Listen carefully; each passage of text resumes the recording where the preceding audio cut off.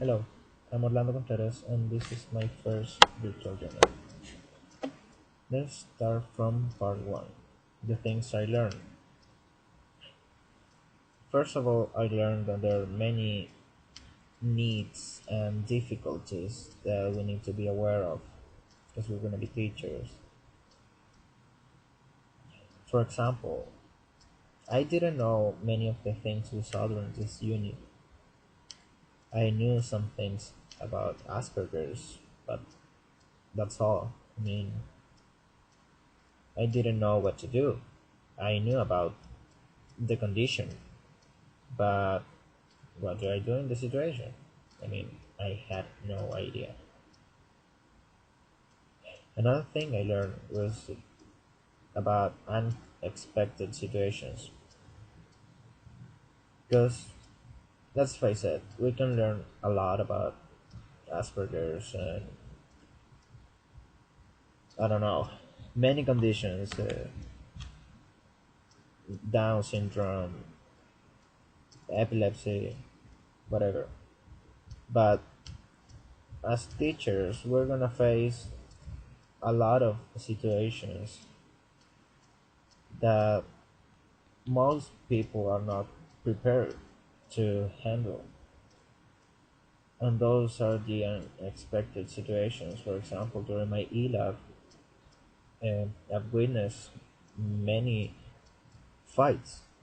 Uh, the last one was with second graders, and I was, I don't know, I was shocked by the violence. I saw my teacher, and she didn't know what to do. So I had to do something about it. And she wasn't prepared for that, but I was. So I think that's quite an achievement. There's something else I learned during this unit, and is that I have a different perspective or point of view about epilepsy. I had a cousin with epilepsy, and the first time I saw one of his seizures was when I was 7 years old, something like that. But now I'm 20, and it's different because that time when I saw him, my dad uh, helped him. But now it's up to me. So it's really different because that one time I was just standing there, uh, but the next time it's quite likely that I'm gonna have to be the one there to help that person. So that's quite different. It's actually a little terrifying because the first time that I saw that, I was like petrified. I really had no idea about what to do. Uh, Now I know what to do. Uh, I knew ever since. But the important thing is that uh, it's a hell of a difference to be a witness than to be actually there. What I found interesting, the most interesting thing would be to investigate because it's really easy to read something that teachers given us for homework, but to have the chance to do the research, to investigate by our own means is, I think, is quite valuable because that way we really learn if we do the job. If we don't, we're not gonna learn. But I did the investigation for this unit, and I think I learned a lot. The other thing is that we can really relate to these topics, and it's actually not uncommon. I thought that those extreme cases as Asperger's were really uncommon, but it's not. Um, and now I know that, and I found it really interesting.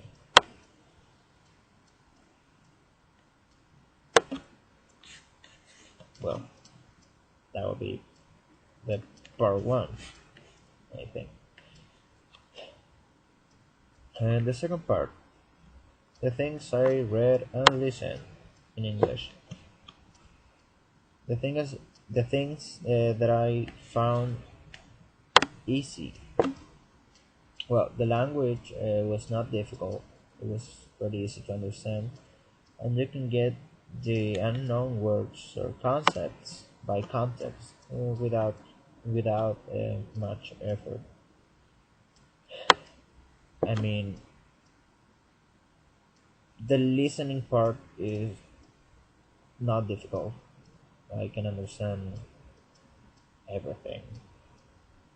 The reading part, it's difficult at times. It's not always, but sometimes it happens. So that would be the part that I need to work on, because I definitely need to read more. Because as I said, I understand almost everything, but the fluency and the time that I'm taking to read, eh, I mean, it needs some improvement. The listening is good. About the speaking and writing,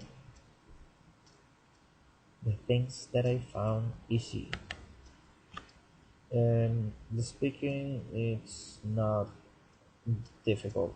I think it's I think of being to have confidence, and I think that I think that it's not difficult. If I have to say something, I will, and I have the tools to do it. The things that I need to work on, and really need to work on my uh, writing. For example, last night I spent 5 hours writing. It was 600 words, and it was awful.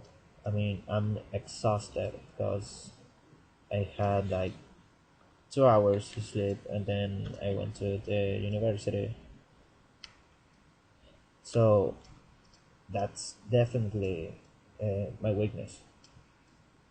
I really need to work on that, and that's linked to what I said before about my reading. I think if I read more, the reading part will improve without much effort.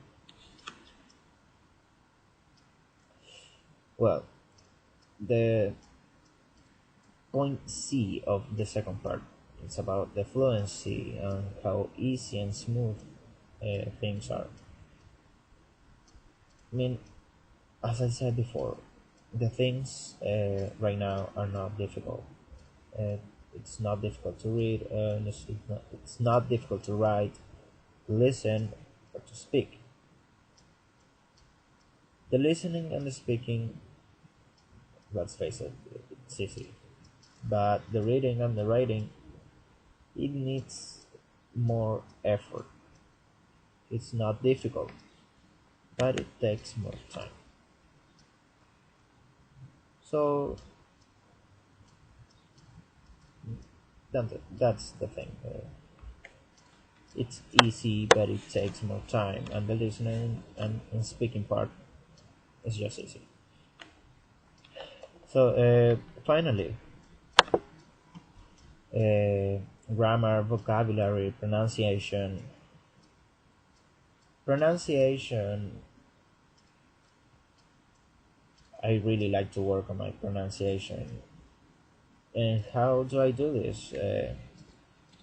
Actually, by listening mostly. I really love to listen English, to watch TV in English. Um, so sometimes when I listen to a new word, an unknown word, I try um, to get the pronunciation to do it right. So I listen and I repeat. Uh, the grammar, as I said before, I need to read more, and I've been doing that lately. So sometimes when I see this word that I don't understand, I usually try to go to the dictionary and look it up.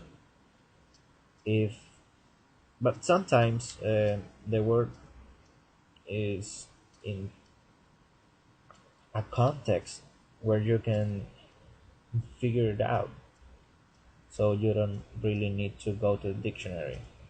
You only need to read it once, twice, 3 times, and you're going to, I mean, eventually get the word, and you're going to add it to